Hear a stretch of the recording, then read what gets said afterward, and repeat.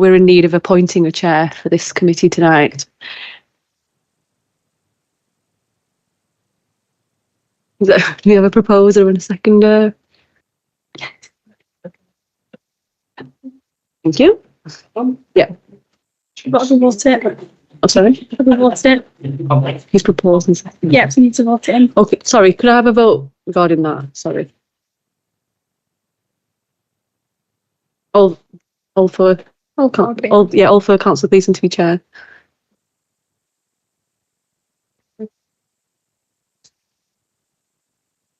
Okay.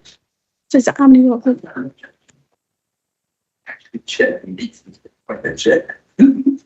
There is a provision in the Constitution that allows for, in the absence of both the chair and the vice chair, committee can choose to appoint a chair to chair the meeting. Yep. Yes, no, yes, no. Yeah, I'm just trying to 1, 2. Have you voted? 2. I'm just not clear about the votes here, that's all. Sorry, you voted, yes. Sorry, can we just run that vote again, please? So all those in favour for appointing Councillor Gleeson as chair for this meeting? Right, so that's carried, yeah.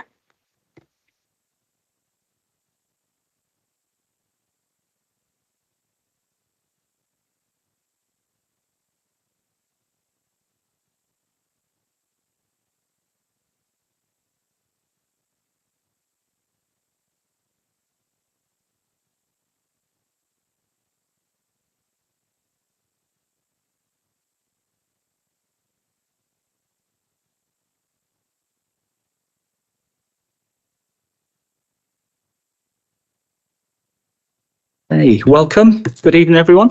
Thank you for attending the meeting of the Licensing and Public Safety Committee on today, Tuesday, the 14th of January, 2025.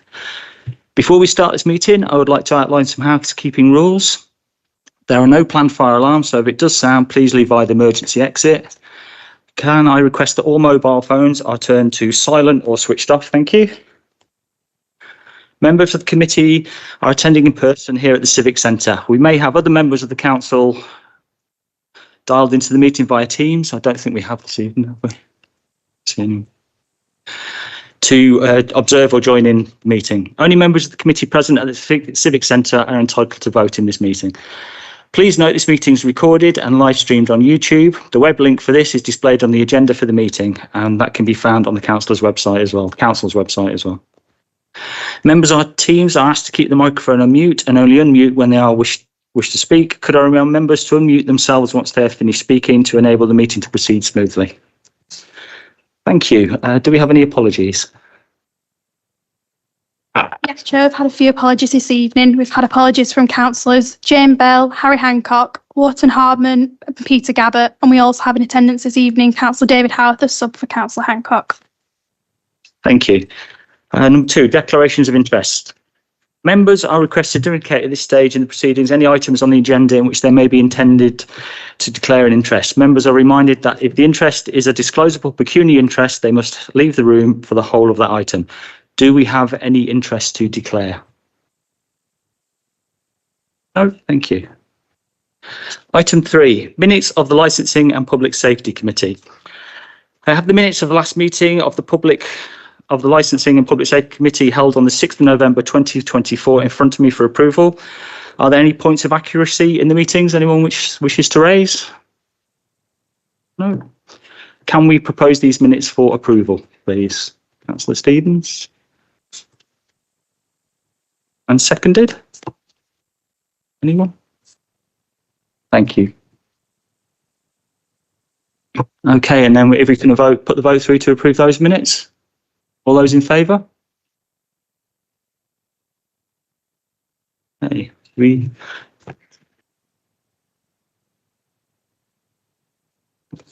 Okay. Item 4, minutes of the General Licensing Subcommittee. I have the minutes for the last meeting of the General Licensing Subcommittee held on Tuesday, the 10th of December, in front of me for approval. Are there any points of accuracy that anyone would like to bring up for these minutes? Okay, can we propose the minutes for approval? Councillor Stevens? And seconded? Anyone? Anyone? Councillor Forshaw? Okay. Can you bear with, are we okay to go back a step? Yeah. Okay, so I'll just go back a step. Are there any points of accuracy on the minutes that anyone would like to discuss? Yeah, well, firstly, I'd like to know why members are proposing minutes when they weren't in the meeting. So that's my first question. And I've actually asked for more detailed minutes from that meeting that we're now looking at, which I still haven't received, and I asked for them a month ago. Because there's clarifications I'd like putting in it. The monitoring officer's got the request, he's got the minutes, but he still hasn't provided them to me. So I'd actually like to probably look at deferring the decision to pass these minutes until I've seen a more detailed copy of them.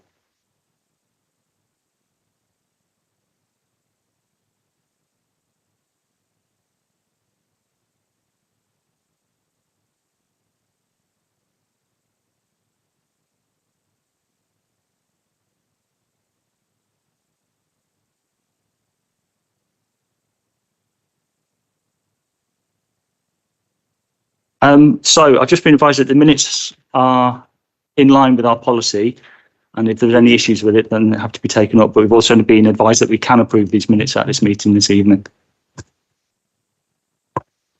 Okay, well, there was only you and me in that meeting. So if you're going to propose it, I won't be seconding it. Just for clarification on the minutes, any member of the Licensing and Public Safety Committee are entitled to propose a second and to vote on any minutes of the committee, including the subcommittees. This has always been the policy and procedure.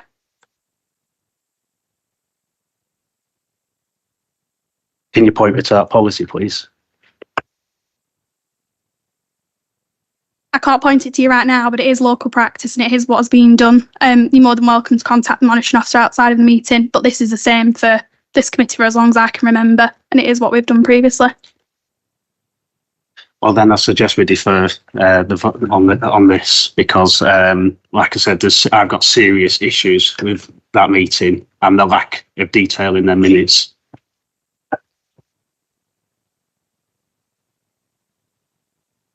Sorry, I pressed my button. Yeah, I just want to kind of reiterate what Matt said there about the minutes, because policy or not, I don't really understand how we in a room who haven't been at a meeting can approve minutes when we weren't there to witness the minutes. It doesn't make any sense. It might be the policy, but it doesn't, to me, it doesn't make any sense at all, because it's like asking you to witness that something happened and we in here I can't comment on that. I wasn't there. I understand that. As I said, this policy is what's been done previously. However, if you made the decision to abstain from that vote because you wasn't present, you're more than entitled to do so. But other members, if you wish to agree them, again, are more than entitled to agree them. We're talking about proposing and seconding, not voting. But any member of the committee is entitled to propose and second the minutes. How can you if you Because were the there? subcommittee is a delegation of the main committee. So we'll need to I would say take a vote to defer if it's proposed and seconded. Let's switch this off. Okay, thank you, everyone. What we'll have to do in this situation is take a vote whether we're going to defer these minutes or not. So do we need to get it proposed and seconded, or just check? So can I have a proposer for that, please? Thank you. And a seconder? Thank you, Councillor Buttery. So all those in favour of deferring the approval of these minutes, please vote. So that's 4, and all those against? 3. So that's yeah. So we'll So the vote is to defer this minutes until the next panel. Okay, thank you.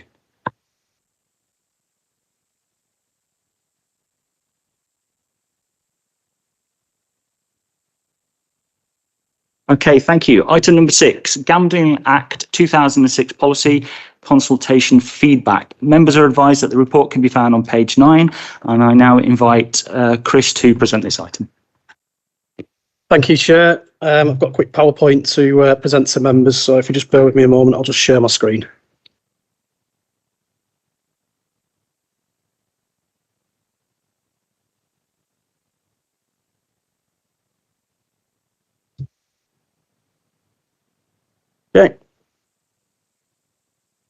So agenda item 5, which is the consultation feedback on the gambling policy from the meeting which we had in November. So just as a background, under Gambling Act 2005, local authorities are responsible for issuing licences, permits and notices for gambling premises, for betting shops, adult gaming centres, on-track betting, family entertainment centres, bingo halls, gambling machines in pubs and clubs, and small society lottery registrations.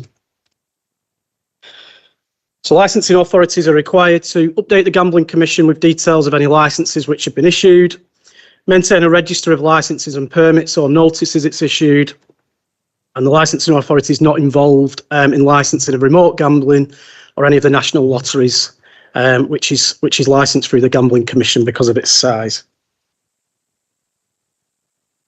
So Section 349 of the Gambling Act 2005 requires all licensing authorities to prepare and publish a statement of licensing principles, which they propose to apply and exercise in this function.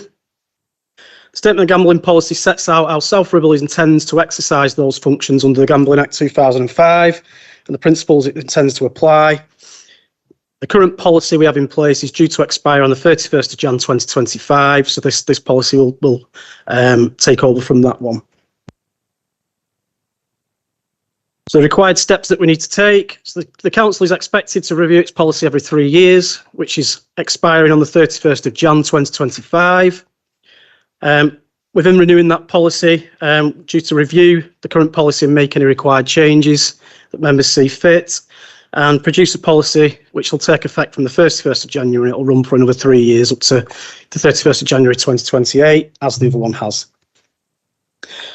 So venues in the borough. So South Ribble, we've not got a particularly wide offering of gambling establishments. We've currently got 10 betting shops, most of which are through the national operators. We don't have any bingo halls or casinos. We don't have any adult gaming centres either now. The gaming machine offers much broader, with every pub or bar or licensed premises in the borough. Pretty much the majority of those are taking advantage of being able to have machines in their premises. So at the meeting of the Licensing and Public Safety Committee on the 6th of November 2024, the report was put before members to agree a new policy, and we asked for a consultation exercise for 4 weeks to take place between November and December 2024. Members agreed to this and agreed to receive a report advising the results of that consultation exercise at the next meeting of the Licensing and Public Safety Committee, which is where we are today. So the consultation exercise received no responses to the proposed policy, and any of the responsible authorities or consultees didn't reply with any changes required. Consultees are listed within Annex 1 of the proposed policy, and as such, no further changes have been identified than what was proposed at the last meeting, which is a local area profile, which is a map with the current premises licensed in South Ribble, located and indicated on the map of the borough. And the population of South Ribble has obviously been updated as that's changed over the last 3 years. These have been updated already in the proposed policy, which you can find attached as Appendix 1 to the report. So the required steps to take at this point. So members are requested to consider the consultation responses. Well, obviously we got nil on that. Determine whether to proceed to accept the new proposed policy as stated in section 18 to 20 of the report. And if you're happy with the policy, forward this to report to the next meeting of the council with a committee recommendation for formal adoption of the proposed policy, which runs until 2028. Thanks, Chair. Thanks, Chris. So, do any members of the committee have any questions about the report? No, none at all. Okay, so the recommendations are to note the content of the report, consider the consultation responses and determine whether to proceed to accept the officer recommendations. If members are minded to accept the recommendations of officers, then to forward this report at the next council meeting with a recommendation for formal adoption of the proposed policy, which runs till 2028. So could we have a proposer for that, please? Thank you, Councillor Stevens. And a seconder? Councillor Forshaw, thank you. And we could have a vote on that. All those in favour? Yeah, it's unanimous. Okay. I think that's everything for that meeting, as far as I'm aware, unless anybody's got anything else they want to bring up.